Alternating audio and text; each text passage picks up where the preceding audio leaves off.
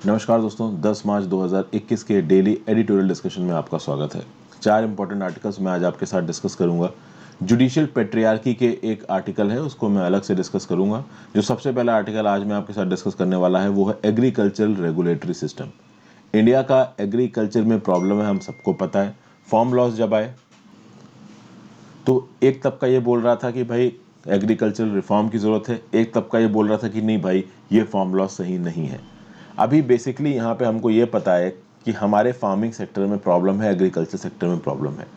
और इस प्रॉब्लम को हम इस प्रकार से इस आर्टिकल में देख रहे हैं कि भैया इंडिया बाकी कंट्रीज़ के रिस्पेक्ट में कैसे डिसएडवांटेज है।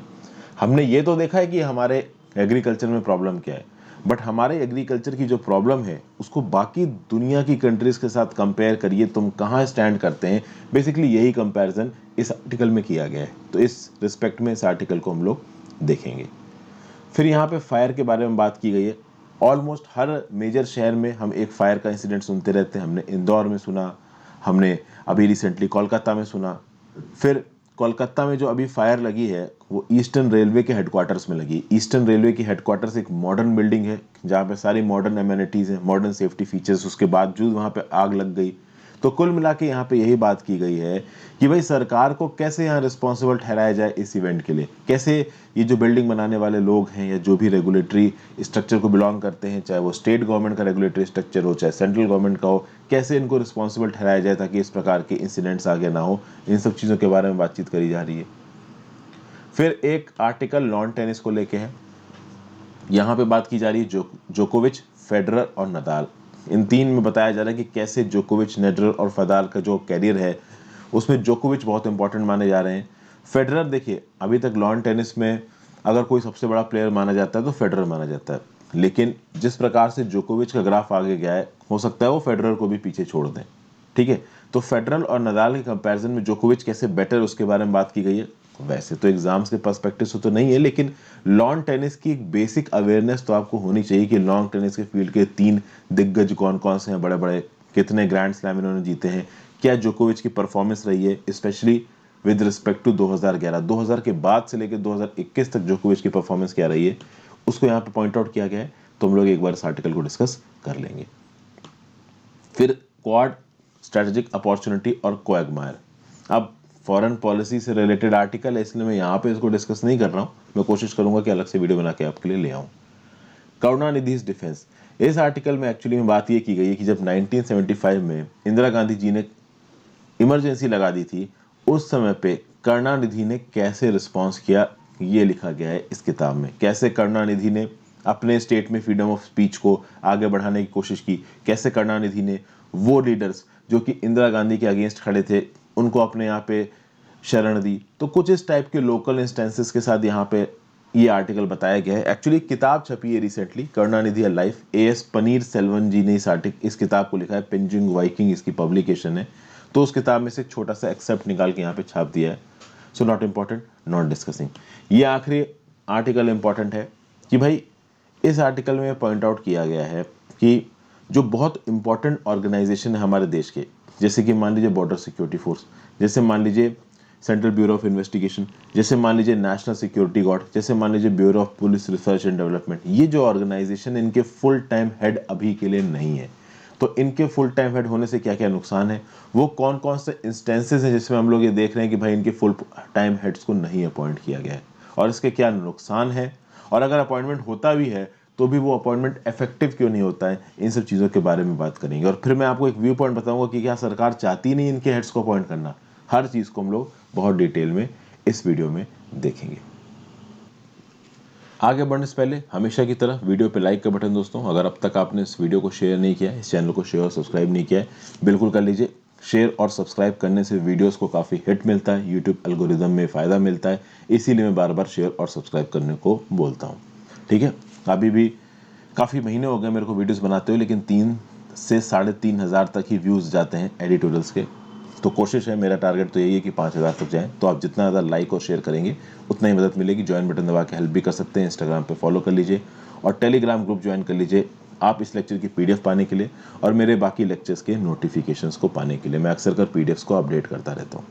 ठीक है, तो अब बात करते हैं। सबसे पहला article, plough a new furrow in agri regulatory system. Change is needed as Indian farmers face constraints and world agriculture will now rely on middle income countries. बहुत लंबे समय से इंडिया में डिबेट चल रही है। ये डिबेट क्यों चल रही है? डिबेट इसलिए चल रही है क्योंकि रिसेंटली सरकार ने फार्म लॉस इनेक्ट किए, लेकिन सरकार फार्म लॉस इनेक्ट कर नहीं पाई। सरकार का लॉजिक ये है कि भाई हमारे देश के एग्रीकल्चरल सेक्टर को रिफॉर्म करने की ज़रूरत है। एग्रीड, ये सब मानते हैं। मेरे ख्याल से कोई ऐसा नहीं होगा इस देश में जो ये मानता होगा कि नहीं भाई एग्रीकल्चर सिस्टम परफेक्ट है, रिफॉर्म की ज़रूरत नहीं। रिफॉर्म की ज़रूरत है, बट किस प्रकार के रिफॉर्म? आप प्राइवेट सेक्टर्स को एक लिमिट से ज़्यादा इंपॉर्टेंस दोगे, क्या ये सही है? इस बेसिस पे सरकार को काफ़ी क्रिटिसाइज़ किया गया। ठीक है भाई, फिर इन रिफॉर्म्स को लाने की ज़रूरत इसलिए भी है, खासकर जो छोटे छोटे फार्मर्स हैं, जो स्मॉल स्टेक होल्डर्स हैं, जैसे स्मॉल और मार्जिनल फार्मर्स, उनको एग्रीकल्चर इनपुट्स का एक्सेस, मार्केट्स का एक्सेस, फाइनेंस का एक्सेस, ह्यूमन रिसोर्सेज का एक्सेस, इन्फॉर्मेशन का एक्सेस, ये सब किस प्रकार से मिलेगा? फॉर्म लॉस को इसी बेसिस पे क्रिटिसाइज किया जा रहा था कि ये सब चीज़ें फार्मर को तो नहीं मिल रही थी, प्राइवेट पार्टिसिपेशन बढ़ रहा था एग्रीकल्चर में, जो कि कभी भी इस बात को गारंटी नहीं करेगा कि फार्मर्स का हित होगा या नहीं होगा। फिर आगे बात करते हैं। एक रेगुलेटरी सिस्टम बनाए सरकार, जहां पे ऐसे रेगुलेशंस लेके आए जिसमें फार्मर्स को agricultural inputs, cost of production, farmers का जो पार्टिसिपेशन है एग्रीकल्चर मार्केट में, वैल्यू चेन्स में, फार्मर की जो कॉम्पिटिटिवनेस है, प्राइवेट इन्वेस्टमेंट है, वो एक बैलेंस तरीके से आगे बढ़ता रहे। But this is easier said than done. इसको बोलना बहुत आसान है, इसको करना उतना ही मुश्किल है।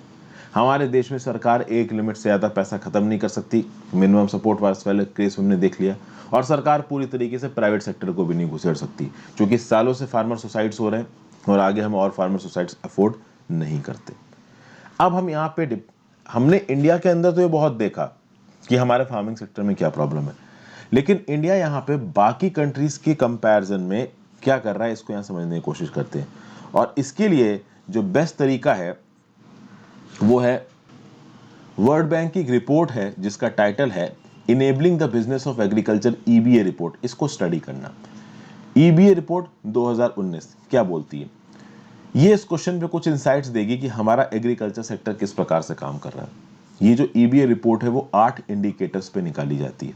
ठीक है भाई, और इन 8 इंडिकेटर्स के बेसिस पे ये ईबीए क्या पता करता है, enabling the business of agriculture, कि भाई 101 कंट्रीज जो दुनिया में है उनमें गवर्नमेंट रेगुलेटरी सिस्टम किस प्रकार से काम कर रहा है और वहाँ के फार्मर्स कैसे अपनी एग्रीकल्चर एक्टिविटीज़ को ऑपरेट कर रहे हैं। बेसिकली ये देखती है ये ईबीए रिपोर्ट।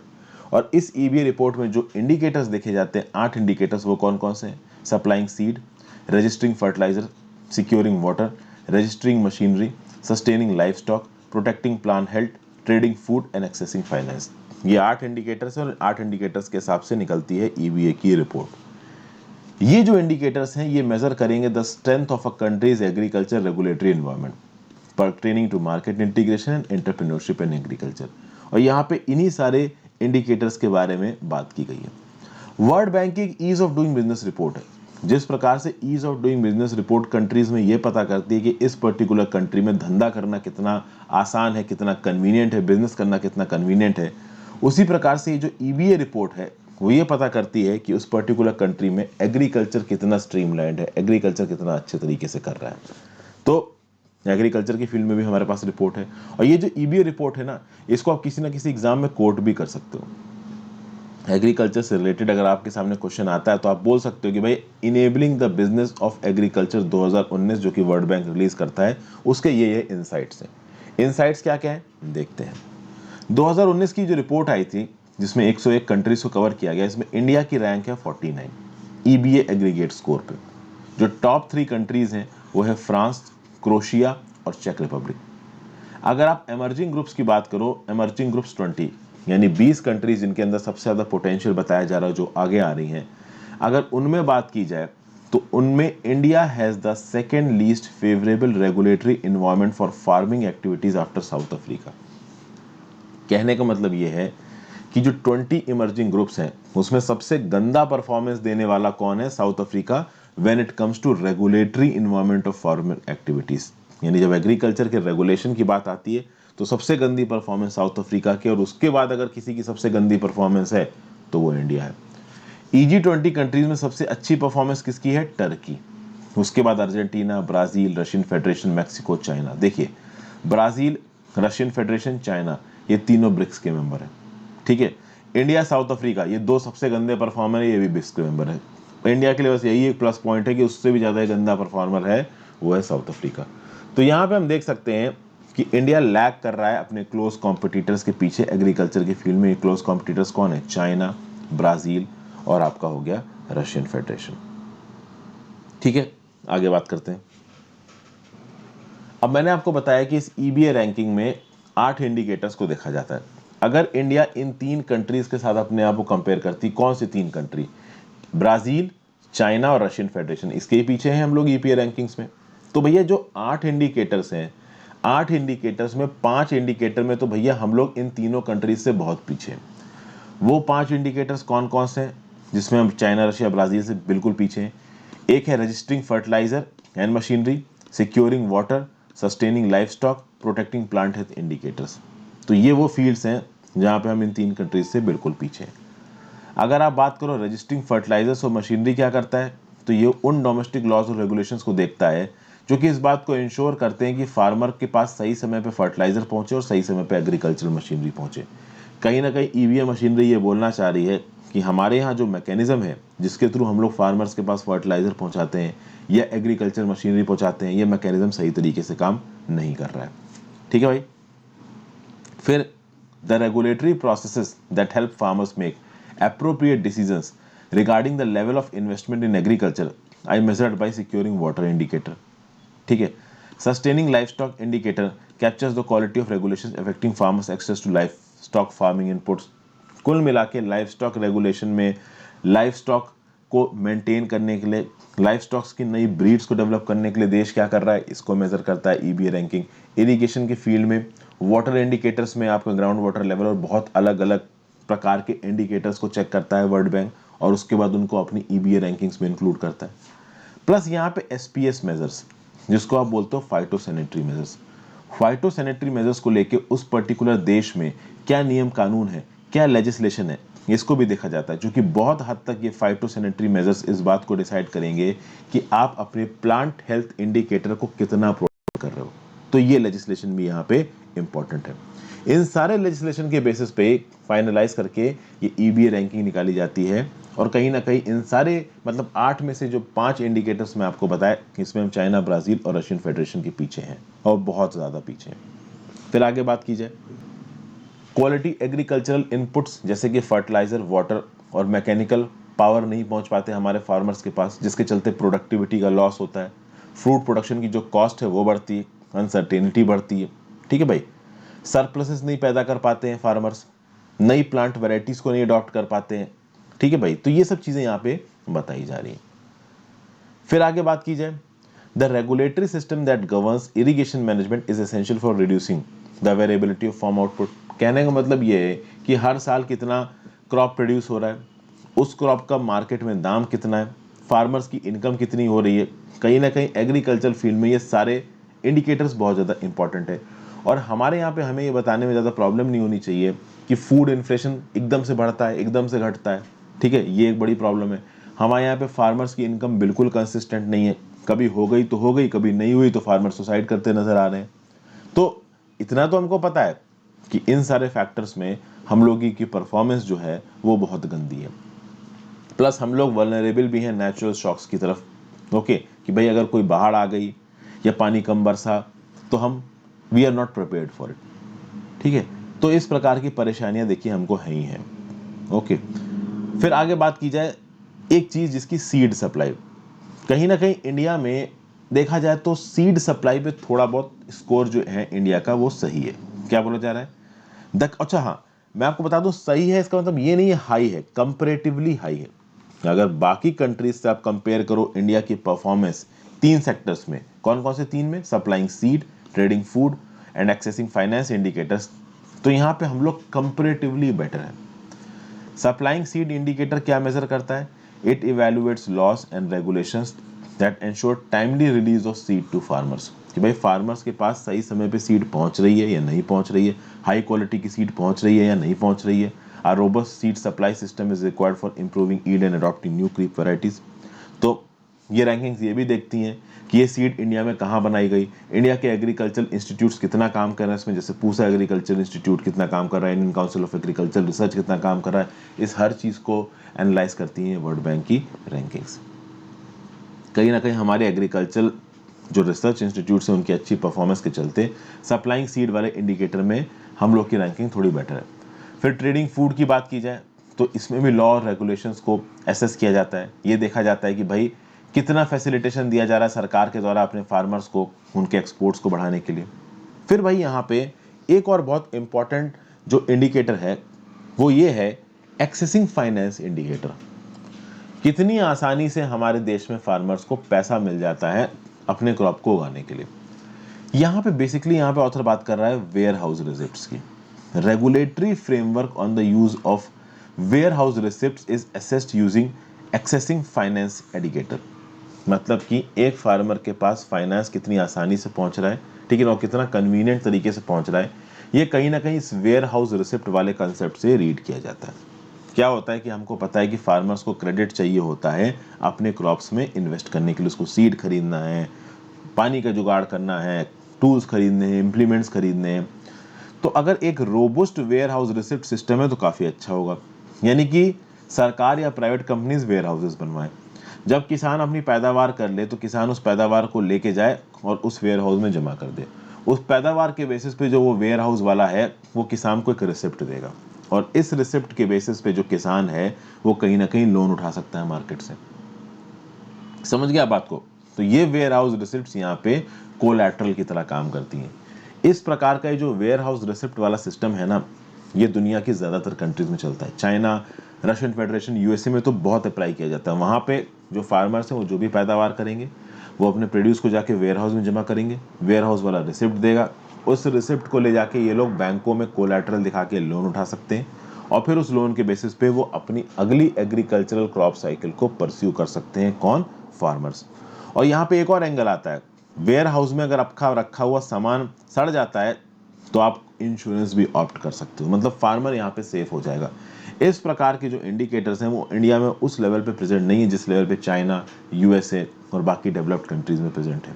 तो इनको यहाँ पे लाने की ज़रूरत है, प्रोएक्टिवली इम्प्लीमेंट करने की ज़रूरत है। ये सब बातें उस आर्टिकल में बताई गई हैं। नेक्स्ट बात करते हैं fire wise.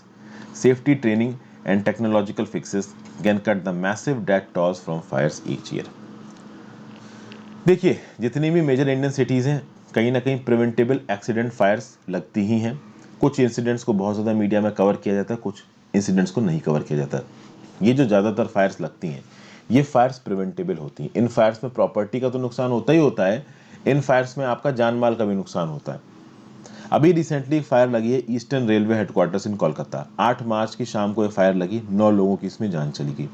Multi storeyed special building थी, गवर्नमेंट बिल्डिंग थी। वहाँ पे अगर फायर लग रही है तो कहीं ना कहीं फायर सेफ्टी बेसिक्स फॉलो नहीं किए गए हैं, कहीं ना कहीं रोबस्ट फायर मिटिगेशन टेक्नोलॉजीज वहाँ पे प्रेजेंट नहीं थी। अब एक गवर्नमेंट बिल्डिंग में जिसको कंपैरेटिवली मॉडर्न बोला जा रहा है, वहाँ पे इस प्रकार की फायर लगना और लोगों की जान जाना, 4 फायर फाइटर्स की जान चली गई, 1 पुलिस ऑफिसर की जान चली गई और कुछ रेलवे का स्टाफ खत्म हो गया अनफॉर्चुनेटली। तो कुल मिला के अब यहाँ पे देखो कि इस हद तक हालात खराब हैं कि लोगों को जाने जा रही हैं, गवर्नमेंट सर्वेंट्स की जाने जा रही हैं, वो भी एक गवर्नमेंट बिल्डिंग के अंदर प्रॉपर। और मैं आपको बता दूं देश में ऐसी बहुत सी गवर्नमेंट बिल्डिंग्स हैं जहाँ पे लोग ऐसे ऐसे खोपचे में बैठते हैं कि कब उनके सर के ऊपर कोई फाइल गिर जाए आके, ऊपर की छत गिर जाए आके। रियली में हालत बहुत ख़राब है, बहुत सारे। और केवल ये स्टेट गवर्नमेंट की बात नहीं बता रहा हूँ, मैं केंद्र सरकार की भी बात बता रहा हूँ। जब कोई फायर इंसिडेंट हो जाता है, एक ऑडिट बैठा दिया जाता है, एक इन्वेस्टिगेशन टीम बैठा दिया जाता है, बट एंड में होता कुछ नहीं है। समझ गए? और इस प्रकार की एक फायर बाग बाजार इलाके में भी लगी थी कोलकाता में, ठीक है ना, ये आपका वेस्ट बंगाल में। उसके बाद भी काफ़ी वायलेंट प्रोटेस्ट हुए थे। हालांकि फायर के फील्ड में तृणमूल कांग्रेस, बीजेपी अभी कोई कुछ नहीं करने वाला जब तक इलेक्शन के रिजल्ट्स नहीं आ जाते। जब तक ये जो वेस्ट बंगाल में इतना खतरनाक फ्रेंटिक क्रेजी के साथ ये जो आपका इलेक्शन का प्रोसेस चल रहा है, जब तक ये पूरी तरीके से ख़त्म नहीं होता तब तक ये फायर सेफ्टी वाले इंस्टेंस पे शायद ही किसी का ध्यान जाए। अब यहाँ पे बात हो रही है कि भाई अगर कोई इंस्टेंस हो रहा है फायर का तो यहाँ पे सेफ्टी पे ध्यान देना ज़रूरी है। ओके, मॉडर्न टेक्नोलॉजीज़ की ज़रूरत है यहाँ पे। बात यहाँ पे ये है कि मॉडर्न टेक्नोलॉजी तो चाहिए ही चाहिए, साथ साथ एडवांस प्रिपेयर्डनेस भी चाहिए। मॉडर्न टेक्नोलॉजी जिससे फायर लगने के चांसेस कम हो, और उसके साथ साथ प्रिपेयर्डनेस कि आप पहले से प्रिपेयर्ड हो, या तो आप पहले से आपको ट्रेनिंग दी गई या फिर आपके पास वहाँ पे प्रॉपर इंस्ट्रूमेंट्स हैं जिससे आप फायर को रिपेल कर सकते हो। ये दोनों ही चीज़ों में जो हमारा गवर्नमेंट आर्किटेक्चर है, गवर्नमेंट इंफ्रास्ट्रक्चर है, या इनफैक्ट ओवरऑल प्राइवेट इंफ्रास्ट्रक्चर, ये पूरी तरीके से लैग कर रहा है, क्योंकि इन सब चीज़ों में होता है खर्चा, और जल्दी लोग खर्चा करना नहीं चाहते। ओके, फिर यहाँ पे अब क्या बात बताई जा रही है, देखिए। The recent tragedy also present an occasion to review the progress of the Model Bill of 2019 to provide for the maintenance of fire and emergency services of a state which aimed at modernization. 2019 में एक model bill आया। Model bill किस पे था? Provide for the maintenance of fire and emergency services of a state. ये बात करता है मॉडर्नाइजेशन ऑफ इंफ्रास्ट्रक्चर की, ताकि फायर से रिलेटेड अगर कोई इंसिडेंट होता है तो हम उसके साथ इफेक्टिवली लड़ सके। अगर आप एनसीआरबी का डाटा उठा के देखो 2019 का, तो 2019 में 10,915 डेथ्स हुई हैं फायर की वजह से। ये नंबर बहुत बड़ा है, ऑलमोस्ट 11,000 डेथ्स हो रही हैं एक साल में फायर की वजह से। अगर फायर की वजह से इतनी डेथ्स हो रही हैं, तो पब्लिक बिल्डिंग्स में एक मिशन मोड के साथ फायर सेफ्टी अपग्रेड को करना यहाँ पे बहुत ज़्यादा ज़रूरी हो गया है। और साथ साथ ये है कि जितनी भी पब्लिक बिल्डिंग्स हैं, जैसे कि यहाँ पे स्पेसिफिकली गवर्नमेंट बिल्डिंग की अगर हम बात करें, ये जो ईस्टर्न हेडक्वार्टर्स थे आपके रेलवेज के कोलकाता में, this was a government building. तो कम से कम जितनी भी गवर्नमेंट बिल्डिंग्स है वहाँ पे आप एक पब्लिक लायबिलिटी इंश्योरेंस तो कर सकते हो, कि अगर मान लीजिए वहाँ पे फायर लग जाता है, तो जो लोग उस फायर में लड़ रहे हैं उनको इतना पैसा मिल जाएगा, उनको इतना पैसा मिल जाएगा, ठीक है। प्लस अगर प्रॉपर सेफ्टी ऑडिट्स करवाए जाएंगे, कंडक्ट करवाए जाएंगे, प्रॉपर प्लानिंग होगी, तो जो लोग यहाँ पे इन्वॉल्व होंगे उनके पास इनफ इंसेंटिव होगा, ठीक है भाई। तो यही सब बातें यहाँ पे बताई जा रही हैं कि प्रॉपर ऑडिट्स करवाने चाहिए, पब्लिक लायबिलिटी इंश्योरेंस होना चाहिए, जो डिपार्टमेंट है उस डिपार्टमेंट की रिस्पॉन्सिबिलिटी होनी चाहिए कि अगर कोई इवेंट होता है तो आप लायबल होगे, आप पैसा भरोगे, आप हर्जाना भरोगे, आपके ऊपर क्रिमिनल केसेस चल सकते हैं जिसको भी चार्ज दिया गया था वहाँ की सेफ्टी और सिक्योरिटी को देखने का। तो ये सब बातें यहाँ पे बताई जा रही हैं कुल मिला के। अब इस तरीके की बातें हमेशा होती हैं, ठीक है। बड़े बड़े मल्टी स्टोरेड रेजिडेंशियल बिल्डिंग में देखिए, जो एडवांस्ड इंफ्रास्ट्रक्चर बनता है आज की डेट में, वहाँ पे ये जो बड़े बड़े बिल्डर प्राइवेट इंफ्रास्ट्रक्चर डेवलप करते हैं, वहाँ पे कहीं ना कहीं फायर सेफ्टी फीचर्स को इंक्लूड किया जाता है। जो ऑलरेडी स्ट्रक्चर्स बने हुए हैं, चाहे वो प्राइवेट इंफ्रास्ट्रक्चर हो चाहे वो गवर्नमेंट इंफ्रास्ट्रक्चर हो, वहाँ पे चीज़ों को ठीक करने की ज़रूरत है। और जो सबसे बेस्ट तरीका है वो है थर्ड पार्टी ऑडिट्स। अगर आप थर्ड पार्टी ऑडिट्स को इंक्लूड करते हो, तो यहाँ पे जिस पर्टिकुलर पर्सन ने उस बिल्डिंग को बनाया, चाहे वो गवर्नमेंट हो चाहे वो कोई प्राइवेट इंटरप्राइज हो, और जो लोग उस बिल्डिंग में रह के काम कर रहे हैं, इन दो के अलावा तीसरा आदमी आएगा और उस बिल्डिंग का ऑडिट करेगा और देखेगा कि भाई कौन से सेफ्टी पैरामीटर्स मिसिंग है, और अपनी रिपोर्ट देगा। और इस रिपोर्ट के हिसाब से जो इंश्योरेंस कंपनीज हैं या फिर जो सरकार है वो एक्ट करेगी। तो ये एक अच्छा तरीका है चीज़ों को सॉल्व करने का। हालांकि इस प्रकार के बहुत से तरीके पहले डिस्कस किए गए हैं, कोई भी तरीका प्रॉपर तरीके से ऑन ग्राउंड इम्प्लीमेंट नहीं किया जा रहा है। That is the problem. Implementation has always been a problem in India. फिर बात करते हैं enduring greatness. Djokovic seems ready to chase down records in men's tennis held by Federer and Nadal। भैया लॉन टेनिस के field में तीन दिग्गज माने जाते हैं, ठीक है भाई। नोवाक जोकोविच, Roger Federer, Rafael Nadal. Roger Federer की एस्थेटिक विजर्डरी के लिए उनको बहुत माना जाता है, गजब के बैकहैंड मानते हैं, अपना ही ऑरा है इनका। राफेल नडाल को भी अपनी एथलेटिक एक्सट्रीम्स के लिए माना जाता है। नोवाक जोकोविच is least appreciated by fans and followers. ये बोला जा रहा है, कहने का मतलब ये है कि नोवाक जोकोविच भी एक जीनियस है। नोवाक जोकोविच कहीं से भी रॉजर फेडरर और राफेल नडाल से कम नहीं है, बट इनके टैलेंट को उतनी फेम, उतनी वैल्यू नहीं मिलती जितनी कि रॉजर फेडरर को और राफेल नडाल को मिलती है। कहीं ना कहीं ऑन कर्ट जो डेमिनियर है, जो ये जोकोविच की हरकतें हैं या फिर जो उनका खेलने का तरीका है, चिल्लाना, बोलना, उल्टे सीधे कमेंट मारना, हो सकता है इसलिए उनको इतनी इज्जत ना मिले। अभी रिसेंटली मंडे को 33 ईयर ओल्ड जो जोकोविच है, ही embarked upon a record of 311th week on the top of the ATP singles ranking। ATP single player की जो रैंकिंग है भाई, 311वें हफ्ते के लिए नंबर 1 पे पहुंच गए हैं राफेल नडाल। ओके, फेडरर जोकोविच दोनों को यहाँ पे पीछा छोड़ दिया है। मतलब मैं यहाँ पे नंबर 1 रैंकिंग की बात कर रहा हूँ। सबसे लंबे समय के लिए लगातार नंबर 1 रैंकिंग पे रहने वाले प्लेयर अब कौन बन गए? जोकोविच बन गए। फेडरर और नडाल दोनों को इन्होंने पीछे छोड़ दिया। ठीक है भाई, आगे बात की जाए तो पिछला जो डेकेड है ना, जो पिछले 10 साल हैं, यहाँ पे जो जोकोविच का कैरियर है वो कुछ ज़्यादा अच्छी तरीके से आगे आया। फेडरर नंबर 1 रैंकिंग पे किस साल में पहुंचे थे? 2004 में पहुंचे थे। नडाल नंबर 1 रैंकिंग में किस साल में पहुंचे थे? 2008 में पहुंचे थे। ये जो सर्बियन प्लेयर है, लॉन टेनिस प्लेयर है, ये नंबर 1 पे पहुंचे 4 जुलाई 2011 को। ठीक है, आप ये देखो कि 4 जुलाई 2011 को जब ये नंबर 1 पे पहुंचे, उससे पहले 132 हफ्तों के लिए नंबर 1 पोजीशन पे रह चुके थे नडाल और फेडरर मिला के। फेडरर 25 हफ्तों के लिए रह चुके थे, नडाल 107 हफ्तों के लिए रह चुके थे। तब से लेके अगर आज तक आप देखोगे, जब से नडाल का कैरियर शुरू हुआ है, खासकर 2011 से बात करिए, तो 18 ग्रैंड स्लैम टाइटल में से 17 ग्रैंड स्लैम टाइटल्स 2011 से लेकर 2021 में जीते हैं नोवाक जोकोविच ने। केवल एक ग्रैंड स्लैम टाइटल है किसका? जोकोविच का, जो उन्होंने 2011 से पहले जीता है। अब तक अगर बात करो तो नडाल और फेडरर दोनों 20-20 ग्रैंड स्लैम टाइटल्स जीत चुके हैं। उसके रिस्पेक्ट में अगर आप जोकोविच के ग्रैंड स्लैम टाइटल्स देखोगे तो वो 18 ही हैं, 2 कम है। लेकिन इन 18 में से 17 ग्रैंड स्लैम टाइटल्स जोकोविच ने 2011 से लेके 2021 में जीते हैं, बस एक उससे पहले जीता था। इस टाइम पीरियड में अगर आप देखो तो 18 ग्रैंड स्लैम टाइटल में से जो 13 ग्रैंड स्लैम टाइटल्स हैं वो या तो फेडरर को हरा के या नडाल को हरा के जीते हैं जोकोविच ने। समझ गया बात को? तो कुल मिला के यहाँ पे जोकोविच अपने 18 ग्रैंड स्लैम में से 13 फेडरर और नडाल को हरा के जीत रहे हैं। तो कहीं ना कहीं ये बहुत आश्चर्य नहीं होगा कि आगे आने वाले समय में ये जो 20 ग्रैंड स्लैम का रिकॉर्ड है फेडरर का, नडाल का, इसको जोकोविच तोड़ दें। बहुत आराम से तोड़ सकते हैं, कोई बड़ी बात यहाँ पे जोकोविच की नहीं है, जिस प्रकार से इनका कैरियर आगे जा रहा है। ठीक है भाई, अब यहाँ पे तारीफ कर रखी गई है इनकी कि किस तरीके से स्ट्रोक मारते हैं, back and, front end, fitness. चलिए वो तो अच्छी बात है, फिटनेस तो होनी चाहिए।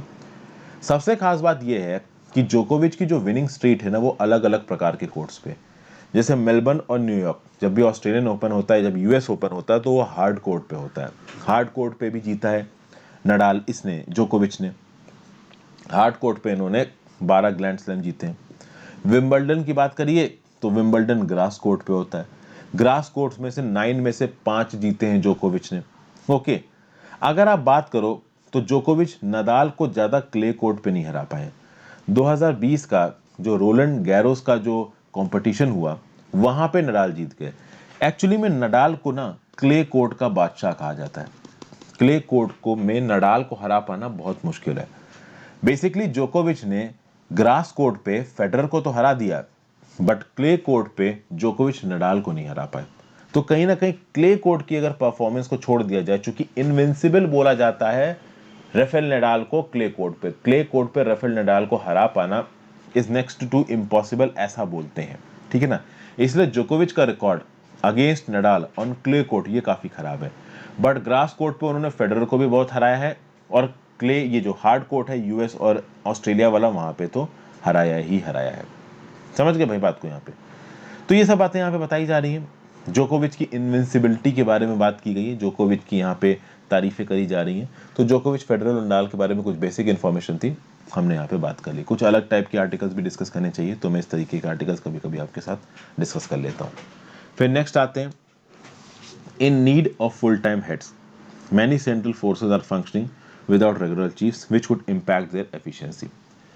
अगर आप सेंट्रल रिजर्व पुलिस फोर्स की बात करो, बेसिकली देखिए, ये जो आर्टिकल है इसको एमपी नेथनैल जी ने लिखा है, inspector general of police, retired रह चुके हैं सीआरपीएफ के। इनके आर्टिकल्स अक्सर कर द हिंदू में छपते हैं, मैंने पहले भी बहुत डिस्कस किए।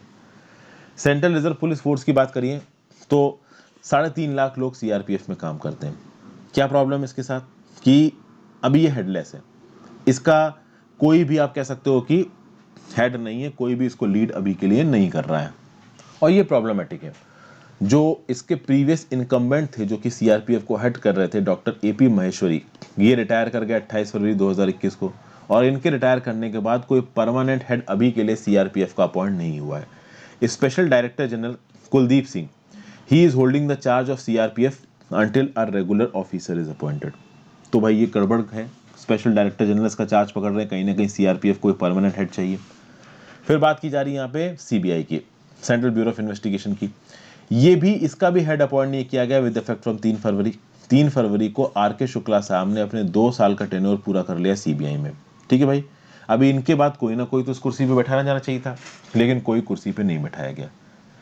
सीबीआई का डायरेक्टर बनने के लिए प्रॉपर प्रोसीजर होता है और एक कमिटी बनाई जाती है जिसको हेड करता है प्राइम मिनिस्टर साहब। सीबीआई की जो हाई पावर्ड सिलेक्शन कमेटी होती है उसमें कौन कौन होता है, तो प्राइम मिनिस्टर होते हैं, चीफ जस्टिस ऑफ इंडिया होते हैं और लीडर ऑफ द अपोजिशन होते हैं। तो ये कमेटी मिलेगी, एक नया सीबीआई चीफ अपॉइंट करेगी। अभी के लिए कोई भी नया सीबीआई चीफ नहीं आया है। ठीक है भाई, तो एडिशनल डायरेक्टर जनरल जो प्रवीण सिन्हा है, ये सीबीआई को हेड कर रहे हैं। कॉमन कॉज एक एनजीओ है जिसने एक रेड पिटीशन फाइल की सुप्रीम कोर्ट ने।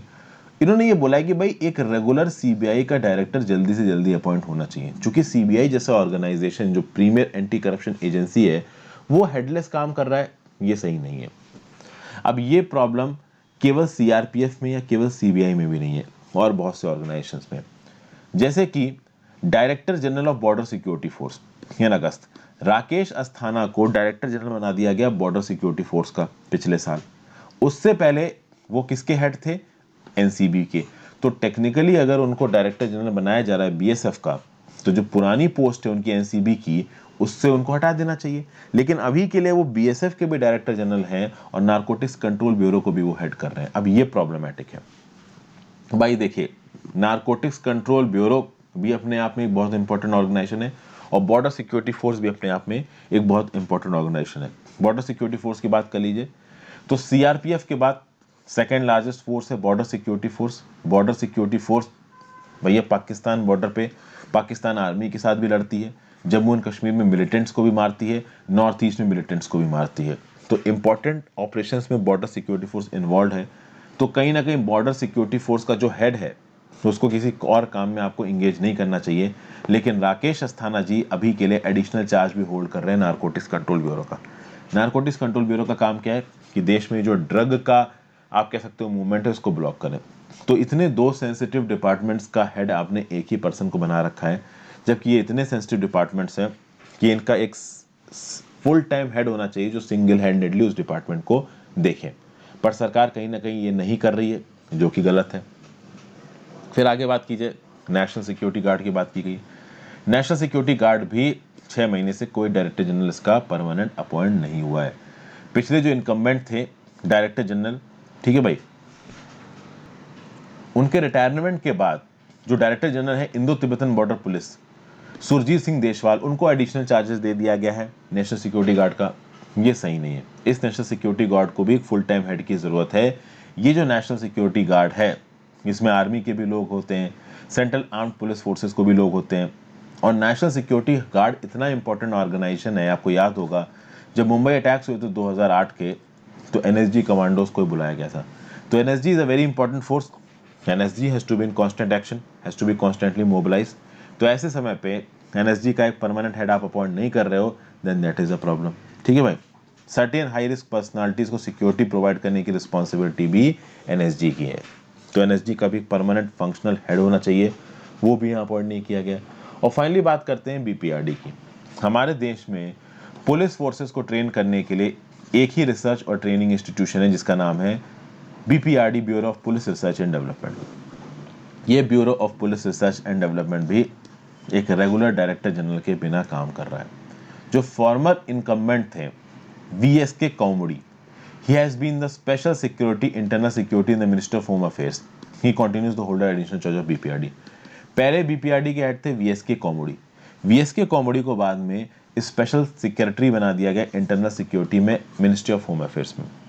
तो ministry of home affairs MHA में अगर इनको सेक्रेटरी बनाया गया इंटरनल सिक्योरिटी में वीएसके कौमुड़ी को, तो टेक्निकली बीपीआरडी का चार्ज इनसे लेके बीपीआरडी का चार्ज किसी और को देना चाहिए। बट अभी के लिए बीपीआरडी का एडिशनल चार्ज वीएस कौमुड़ी साहब के पास भी है। तो कुल मिला के क्या बोला जा रहा है कि भाई इतनी सारी सेंट्रल फोर्सेस हैं और ये रेगुलर हेड्स के बिना काम कर रही हैं, ये तो किसी भी हाल में सही नहीं है भाई। ठीक है ना, दिस इज नॉट राइट। हमारी इंटरनल सिक्योरिटी को मेंटेन करने के लिए सही नहीं है।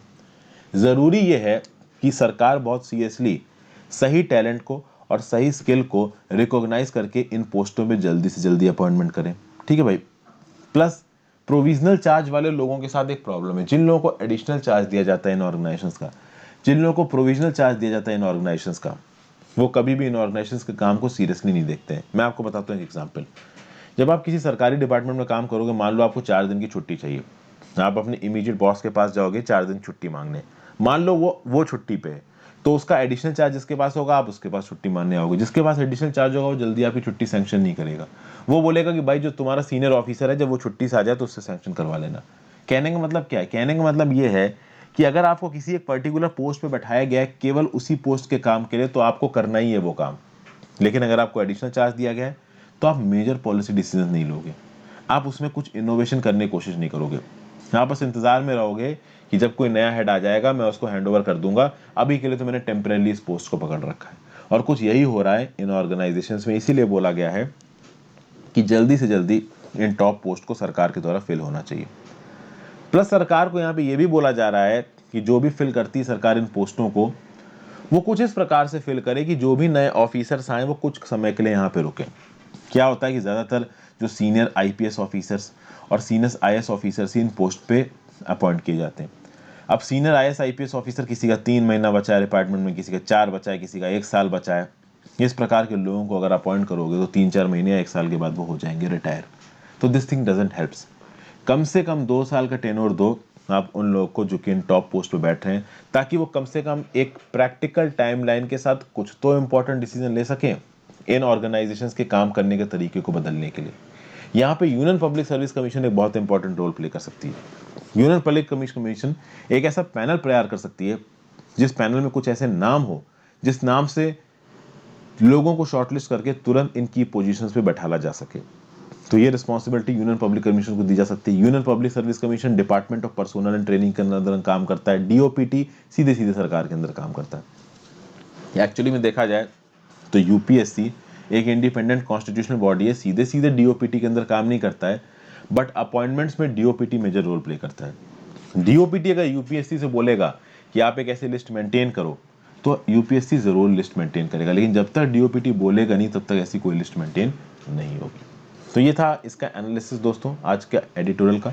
आई होप आपको कुछ ना कुछ अच्छा सीखने को मिला हो। अपने व्यू पॉइंट मुझे नीचे कमेंट बॉक्स में जरूर बताइएगा। Thank you for watching this video friends, thank you for your patience. Video को लाइक जरूर कर दीजिए। Have a great day, good bye.